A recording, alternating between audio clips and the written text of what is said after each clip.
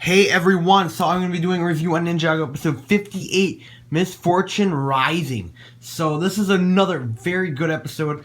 Lots of different connections and stuff to older episodes and seasons. It's very, very interesting. I really liking these connections they're doing with all these older seasons and all that stuff. So, here we go. So the episode is beginning, mainly with, the ninja are now escaped from Kryptarian prison, and they are trying to find Nada-Khan's his ship and all to get the lantern. And to get the lantern, they gotta find Nada-Khan and they gotta find his ship, and that's what it's on. But the ninja are undercover. Nia and Jay undercover in the police station. So the police chief is literally, they can be under our noses. There they are. So it's kind of funny. And then Kai and Zane are out looking for the bounty, and you can see there is the bounty at like a junkyard type of place, and it's kind of chained up to the ground. And Zane suggests to just use air jitsu to get over the fence that they have there. And also Cole and Lloyd are out to look at more and try finding. They're actually out there to try and find the Misfortune's Keep ship. So that's what they're out there to do. But Zane and Kai are just trying to break out the chains. Alright, so now here we go to a huge new connection and connection to an older season. This connection is to Ninjago Season 2. The final battle and it's a connection with the episodes of the final battle. More connections with episode 25 and 26. Yes, something has returned, or at least we have re-seen something now that we thought was completely destroyed and gone. The Garma-Tron. As we know, the Garma-Tron is the ultimate dark evil weapon the Overlord and Lord Garma-Tron had created to offset the balance for darkness to become more powerful for the Overlord to cross over.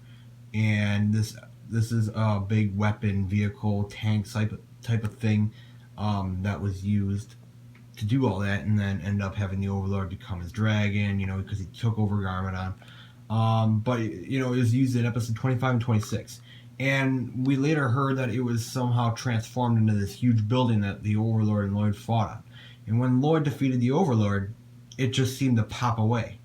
And it wasn't even in the area where the ninja were when they all gathered at the end.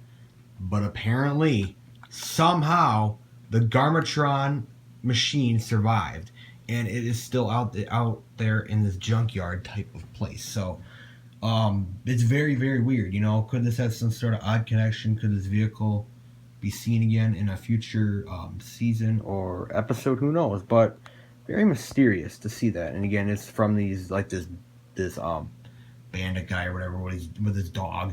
They were going through the junkyard looking for like trespassers and stuff. But yeah, it was in the back there, so you could see it just a tiny bit. But it is the Garmatron back there.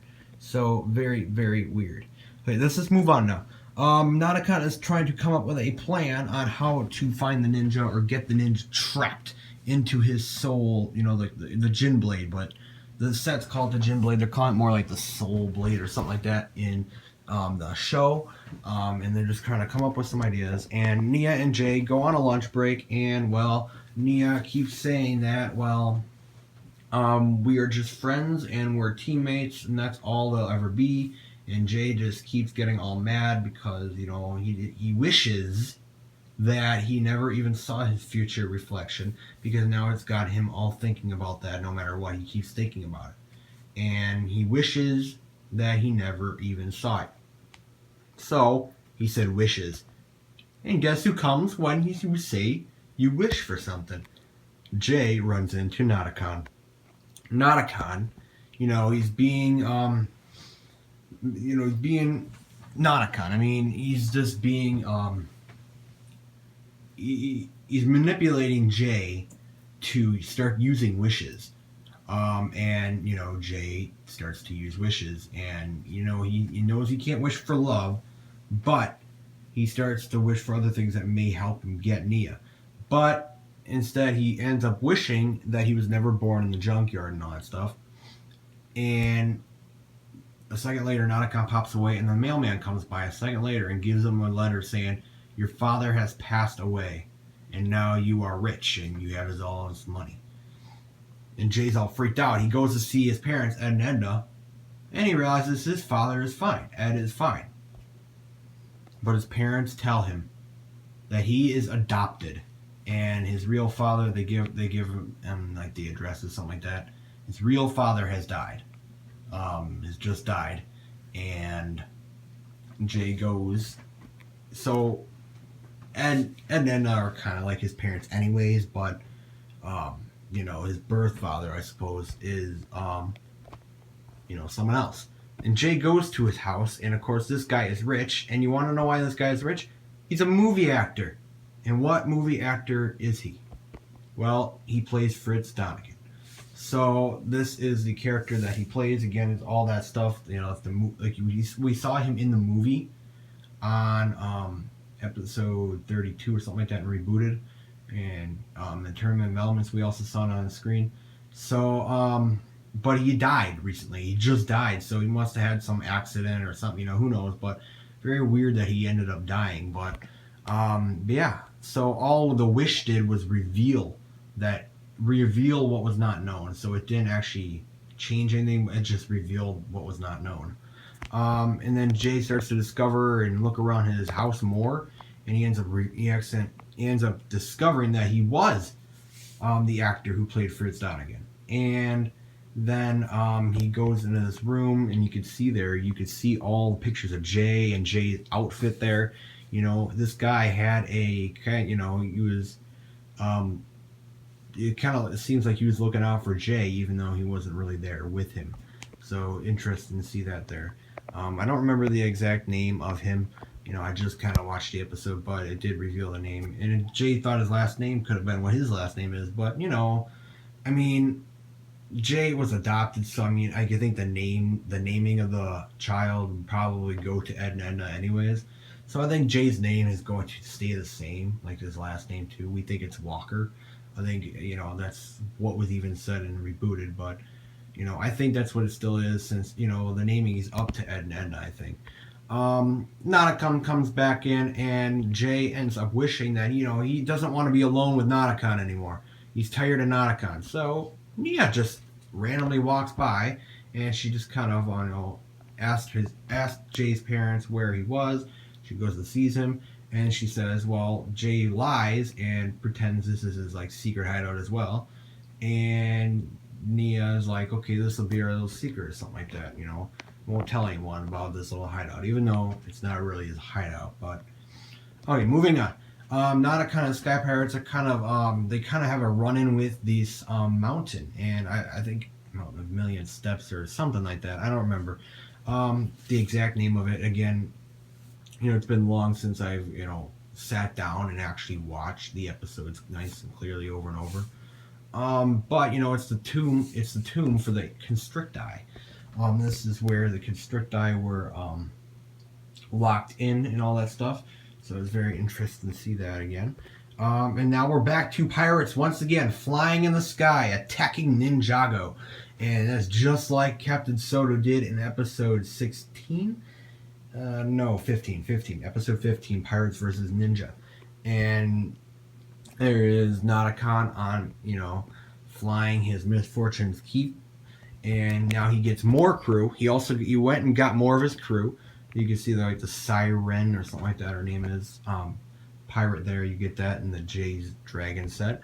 And now you see this. Now this is kind of a funny scene, because you can see this work crew in this building, and there's this lady here on the left, and she's like, they finally fixed our office or something like that.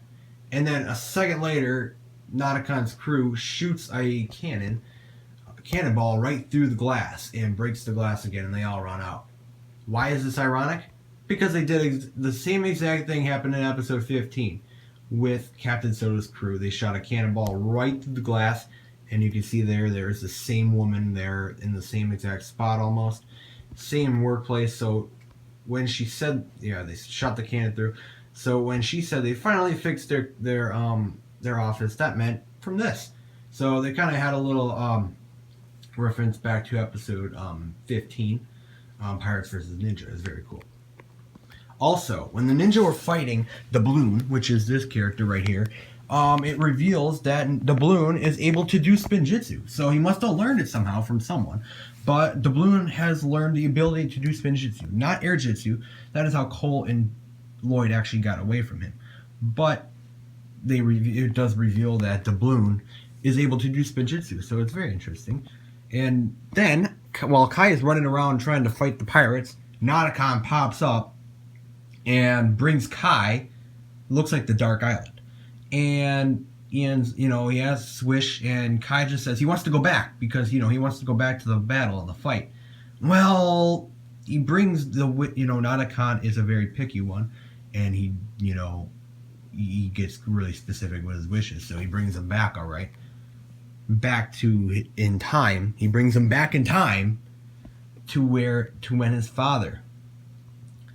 With his father, and you can see there it's the time of his father, and Ninjago City was being built in the back, but there's his father, a younger version of his father. This is the younger version before the Serpentine War version we saw of him. But Kai, Nanaka, and then Kai says he wants to go back all to how it was, how we were all loved, how the girls were all crazy for him. So Nanaka made all the girls crazy for him. They're almost like zombies, almost. They're going all nuts. And it's like an empty version of Ninjago he ends up in. And then he's in Ninjago, and all these crazy girls are all like walking after him and all that stuff. So it's very weird, very freaky. And then also Cole is now on the Misfortune's Keep, and you can see Flintlock. He is aiming his gun at Cole, but of course he cannot shoot Cole, so he ends up, the bullet ends up bouncing around the Misfortune's Keep, and it hits the Realm Crystal. The Realm Crystal is destroyed. So what Lloyd planned to do, and the ninja planned to do back in Possession to destroy it, it's actually destroyed now. So the pirates can no longer travel between realms. So I wonder if we'll be able to. It's going to be harder to see realms now in Ninjago. So very interesting. We also, back to Kai, Nanakan says you have one last wish. So he says you could wish it all away, and Kai wishes it all away. And we know what that does. It lets Nanakan trap the ninja inside, his Djinn Blade or the teapot. But as you can see there, this little image here of Kai is in the Djinn Blade now. So his soul is like trapped. Then Lloyd ends up having a run-in with the chief, the police chief or something like that. And Lloyd says, if we really aren't doing the right thing and we're really not helping Ninjago, we aren't the heroes, then shoot me or take the shot and knock him out, probably electrocute him. And the police chief doesn't because, well, he does realize that the ninja really are trying to help Ninjago. Even though he doesn't like it with the ninja being right, he just couldn't do it. And then at the end, it ended up with the ninja realizing Kai's gone. Where is Kai? And then the ground starts to rumble and it starts to shake and move. They start to hear these loud noises, these loud crumbling noises. And then it ends up at this scene, back at that junkyard place where that the one guy is where the Destiny's Bounty was and the Garma-Tron was. One of the guy with his dog walked out and said, "Where'd Ninjago go?" And you can see there is just a big hole where Ninjago was. So the main city probably of Ninjago, or main part of Ninjago. So that's gone. So as you know, Nanakan is going to be like lifting up the islands and stuff. So altogether the episode was great. So altogether this is a really good episode. So many new different connections to the older episodes and seasons, especially with the Garmatron thing. But what exactly do you guys think will be happening here with the ground is now lifting up, and what exactly do you think we'll see in 59 and 60 and all that stuff in the next 6 episodes? So again, you can go find this online and stuff, but that is my review on this. Very good episode. But that's my review on episode 58, Misfortune Rising.